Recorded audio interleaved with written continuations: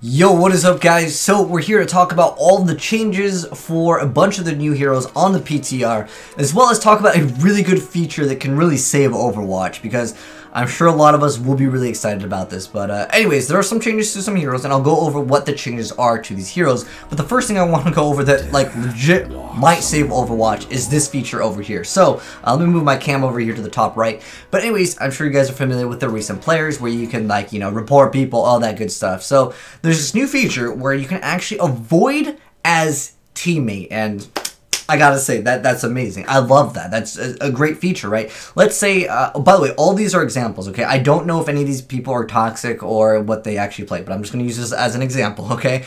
So Wendy of Mars, she's got the sim icon. Let's say she's a Symmetra main. All right, I don't want to play with her. We had her on the team. She was attacked Symmetra, refused to swap off, wasn't working out. Yeah, I don't want you on my team anymore. Bam, there we go.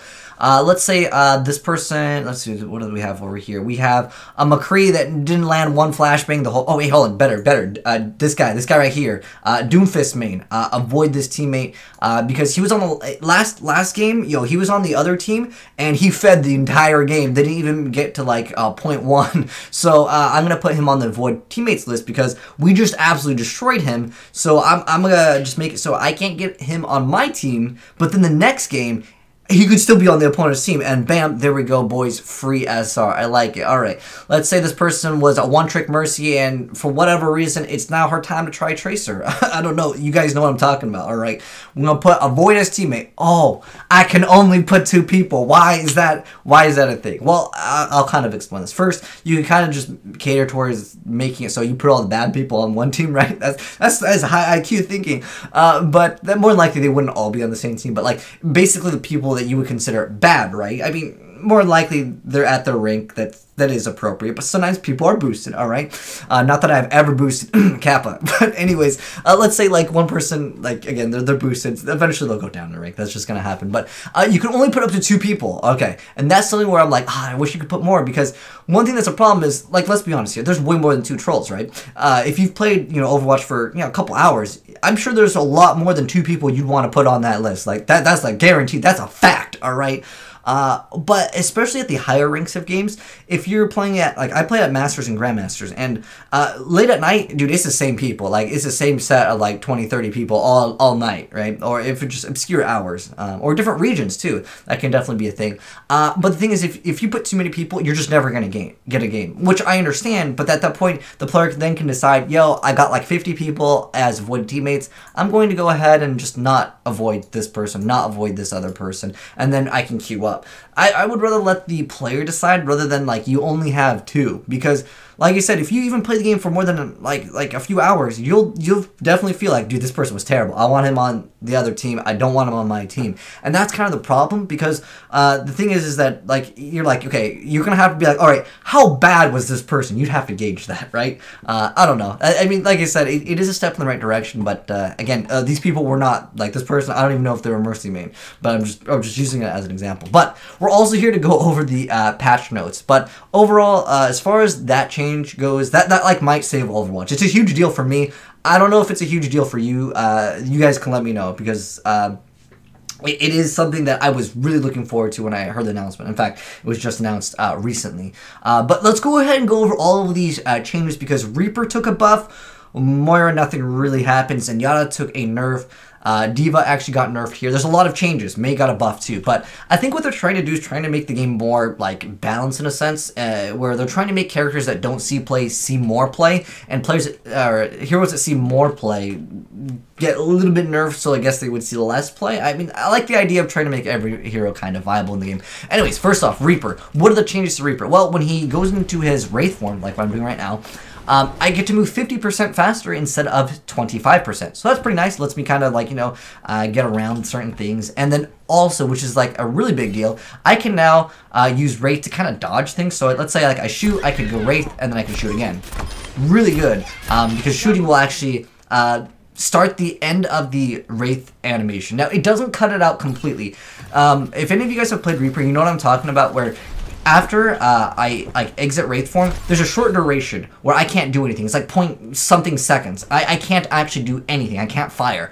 And at that point, at high level of play, McCree's whatever thing would stun, displace you, whatever the case may be, they're just going to use that. So at high level of play, I don't think this is going to make Reaper like super viable. In fact, what I really think needs to be changed with Reaper is his teleport ability. It needs some type of rework. It needs to either A, be better, or just give him a separate ability. It's just not viable at the higher levels of games. Yeah, I'm aware you can go to a high ground, but like people are like, oh, yo, Reaper's probably on the high ground. He's probably got ultimate. Like, it's so obvious, and that's kind of like a big deal. But there's another thing that Reaper got, which is when he uses his ultimate, you get all your ammo back. So like you could like fire. Usually, like, the best thing to do when you're ulting is actually to shoot once and then start your animation. It's like the highest theoretical, like, small amount of, like, window burst because technically this, well, one shot of that will be better than, like, the duration you get on your Death Blossom. But that's, like, very minor, but it depends on the target as well and also your distance. But anyways, also armor, but there's a lot of things to factor in there. But for the most part, like, yeah, you could just shoot once, and then when you're out of Wraith, you'll have all your ammo again. It's just, it's nice. It's just straight up a buff. But the biggest thing with Reaper is honestly being able to cancel your Wraith form. But again, at higher levels, like, since you're going to be able to activate at any time, you can catch some players off guard. Usually what you do is, like, you'd go in, and then you get a kill, and you'd Wraith out, and you'd be like, heal me, and then, like, you'd have it, like, a second where, like, you couldn't do anything, because you'd be like, I'm still in Wraith form, and they're just going to be like, I'm ready for you, and, like, now you can kind of cancel it. So it's a little bit better. It's definitely just all around just a buff for Reaper. That's kind of cool. I might try him out in Season 10. It depends if Brigitte is like taking every game or not, because, well, as of right now, like, Moira is pretty much taking every game. Not that I really wanted to main Moira, it's just I was interested in Brigitte because she felt like a Riven to me. I don't know if you guys played League of Legends, but anyways, she felt really good. They stopped a lot of animation cancels, which is something they also changed. This wasn't in the PTR notes, but it's something that did get changed. Her dash actually has... What? Did they change it again? It used to be a 4-second cooldown? Wait, hold on. It was 6 seconds, and then it was 4, and then it's back to... Okay, her flail's also 4 seconds. Actually, I think the flail was like 6 or 8 at one point. Anyways, that also got changed. I'm not sure when they got changed. I haven't played Overwatch in like a week. I've been playing a lot of Fortnite, I'll be honest. But anyways, other changes, because that's what we're really going over. Mei actually straight up took like a pretty interesting buff here. So let's talk about Mei over here. So Mei, when she freezes people, oh, okay, that thing had like no HP. I'm gonna wait for the other one to respawn. But my shot, this little like spray, the thing that's gonna turn them frozen, is actually gonna be able to pierce targets. So what this means is if I'm shooting this target, both of them are frozen. That's good. And remember, guys, her freeze is now 1.5 seconds instead of 1, so that can really allow you to follow up on another target, which that's pretty big. But the thing is that I don't think this is gonna be making people go, yo, dude, Mei super better right now. I think that she needs something else to make her more viable in majority of games. But overall, just straight up a buff to Mei. Next up, D.Va took a nerf. D.Va's nerf is pretty minor for good D.Va players. But some of the D.Va players that aren't landing their like micro missiles, I mean, let's be honest, you just go up to Zenyatta or McCree and you're just like, oh, 100% outskilled because, well, they don't have really that much mobility. Unless, of course, McCree stuns you, then your missiles are you're going to be easily able to destroy him. But against heroes that have no mobility, the micro missiles are just very strong, and so they've reduced the damage from 6 to 4, so that's actually a pretty big deal. Again, for some targets like Zenyatta, like, you should be able to finish off those targets, but it's just a small little debuff for D.Va, so it's definitely a nerf, like, there's no question about that. Moira actually took a change. It's not really that big of a deal, but I'm going to mention it real quick. So her damage dealing thing, if you get closer to the target, it makes it a little bit more transparent. It's just for visuals. It's also with her ultimate. It's so minor that like most of you guys probably don't even notice it. I honestly, if you didn't tell me that they changed it, I wouldn't even have looked for it. Just not that big of a deal to me personally. But then next up is Zenyatta over here. He actually took a nerf. His Orb of Destruction, so I'm sure a lot of you guys have seen Zenyatta where he hides behind, he's like, oh, surprise, and then he goes and hides back. So this is actually taking a nerf. So its secondary fire rate is actually reduced by 15%. So what this means is basically if you are moving, there's a less chance of the orbs, all of them, like really hitting you. So he can't like burst as easy or consistently, depending on the range, obviously, because if they're right in front of you, well, it doesn't really matter. But yeah, basically, it's gonna make these kills a lot more difficult, I would say. I'm not a Zen main myself, so I couldn't really give you guys a good feel for it. But anyone that is a Zenyatta main, you guys can let me know how you feel about that. But yeah, I believe that is actually all of the changes that we've seen this. There's yeah, that's pretty much it. That's there's some user interface changes, but like there's oh, this is kind of nice. So instead of selecting the hero, like let's say I want to play Junkrat, I don't have to go Junkrat, hit continue. I can just go double click and it swaps to that hero. It's a small thing. It is nice though. I mean, there are some times where you're in overtime, like, oh, I need to pick this hero, and they're like, oh, this hero's like, I need to go Doomfist at the very end, and like, it's a small amount, but like the small changes, it's just quality of life, honestly. But those are the changes. But as far as all these like patch notes go, because I used to make videos all the time on all the patch notes, but I've been playing a lot of Fortnite, like I said. But as far as like all my thoughts are on these, like I said before, Reaper, he's definitely better, but it's not like I don't think he's gonna be like super meta in every game, like, you know, when Mercy got changed. But it's definitely something that makes him a little bit better to play. Like I said, I think his teleport needs like a rework, or just change it, or give him a new ability. I don't think any of these like change up the meta. I think everything's pretty much the same. It's just a small like amount of a nerf. Again, Zenyatta one could be a little bit bigger, but I don't play Zenyatta myself, so I honestly couldn't say like how that's going to impact him. Obviously, it's a nerf. I mean, unless like someone's gonna walk out like a second after and they're gonna get all bursted because it's a little bit slower. But for the most part, I would say it's definitely just gonna be a nerf. But I like all these changes, but specifically the one that's going to make me interested in playing the game again is really just this feature, because I've had games where people just they just want to throw. It's not because like there are streamers that get people that straight up throw, but it's not because, oh, I want to troll this streamer. It's more so that people get frustrated in games, and sometimes they'll just take it out on the entire team. They'll just, like, if you're like, dude, Widow, you're not even landing one shot.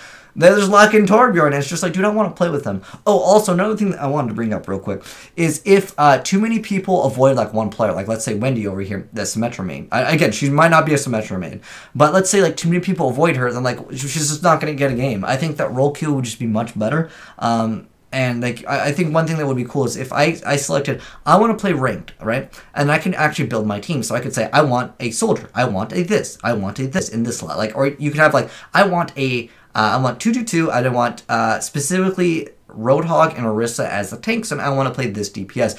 And then it tries to match you in a game where you're going to get those things. Obviously, things can change in the game, which I think is okay, but at least you have some sort of structure. And I think that's the biggest problem, is that you're not going to be able to build a team comp. I think what they want people to do is try to flex to everything, and that's not realistic in a game. You just have to make it. You're just going to have role queue. And eventually, Liz just gave up. They're like, all right, guys, we have role queue now. Like, it's just something that I think the game kind of needs. But also, the problem is that, like, some people that pick off things like Symmetra or Torb, I understand it's going to be frustrating for them. But you have to understand it's frustrating for the 5 people that you're also playing with.